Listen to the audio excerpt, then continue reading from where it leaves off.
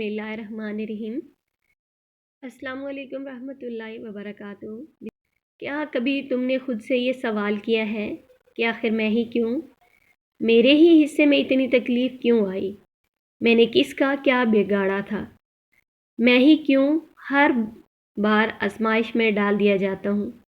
اگر آج تم دل کے کسی کونے میں یہ سوال لیے بیٹھے ہو تو یہ ویڈیو تمہارے لیے ہے۔ آج میں تمہیں کوئی کہانی نہیں سنانے والی، نہ ہی تمہیں وقتی تسلی دینے آئی ہوں۔ آج میں تمہیں اللہ کی وہ حکمت سنانے والی ہوں جو آزمائش کے پردے میں چھپی ہوتی ہے، مگر ہر کسی کو نظر نہیں آتی۔ ذرا غور کرو، جب اللہ کسی بندے کو نعمت دیتا ہے تو سب دیکھ لیتے ہیں، لیکن جب اللہ کسی بندے کو آزمائش دیتا ہے تو اس کے پیچھے کی حکمت کوئی نہیں دیکھتا۔ تم جانتے ہو اللہ آزمائش ہر کسی کو نہیں دیتا، آزمائش صرف اسی کو ملتی ہے جس کے اندر کچھ خاص ہوتا ہے۔ سوچو، کیا کبھی تم نے سنا ہے کہ اللہ نے کسی بے وقت چیز کو آزمایا ہو؟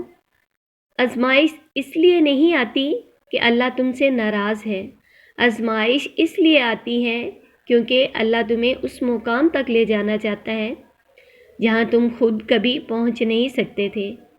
اکثر لوگ کہتے ہیں میں نماز پڑھتا ہوں، میں گناہوں سے بچنے کی کوشش کرتا ہوں، پھر بھی مجھے تکلیف کیوں؟ یاد رکھو، یہ دنیا بدلے کی جگہ نہیں، یہ امتحان کی جگہ ہے۔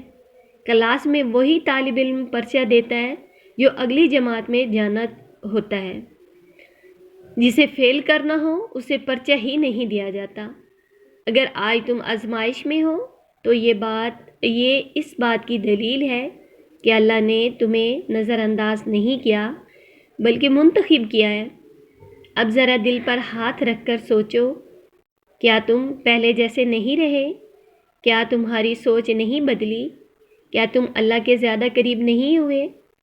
اکثر آزمائش انسان کو توڑنے نہیں آتی، آزمائش انسان کو جگانے آتی ہے۔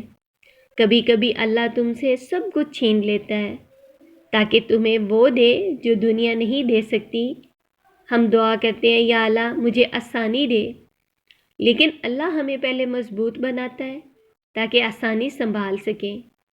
تم جس تکلیف سے گزر رہے ہو وہ تمہاری حیثیت سے بڑی نہیں، کیونکہ اللہ کسی بندے پر اس کی طاقت سے زیادہ بوجھ نہیں ڈالتا۔ یہ جو راتیں تم نے آنسوؤں میں گزاری، یہ جو سجدے تم نے ٹوٹے دل کے ساتھ کیے، یہ سب ضائع نہیں جا رہا۔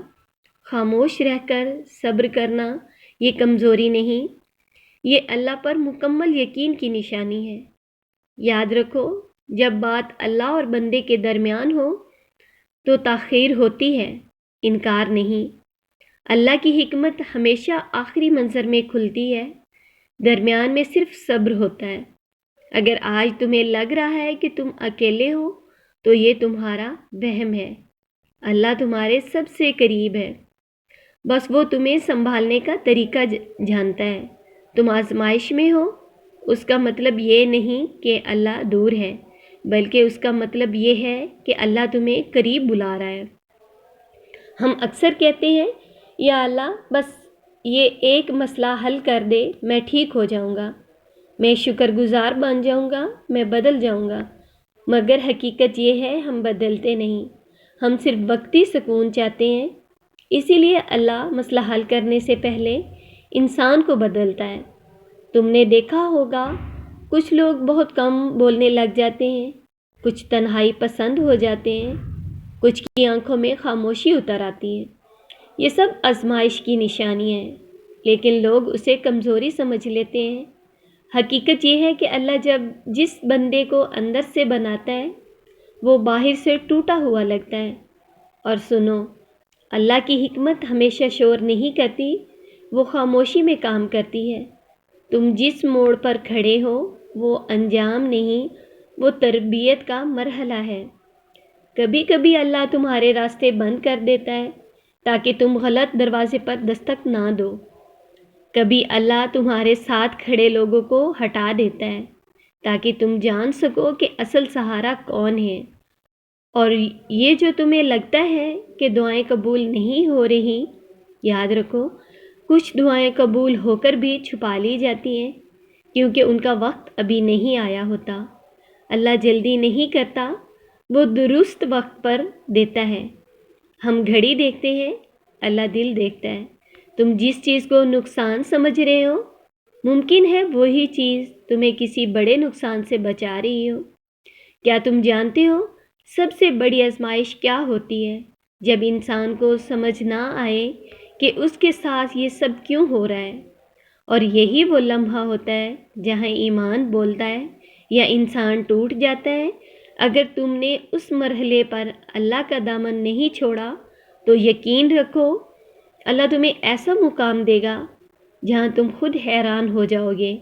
بس ایک بات دل میں بٹھا لو، اللہ کی حکمت ہماری سمجھ سے بڑی ہوتی ہے، مگر ہمارے حق میں ہوتی ہے۔ آزمائش ختم ہو جائے گی لیکن جو تم بن جاؤ گے وہ ہمیشہ باقی رہے گا۔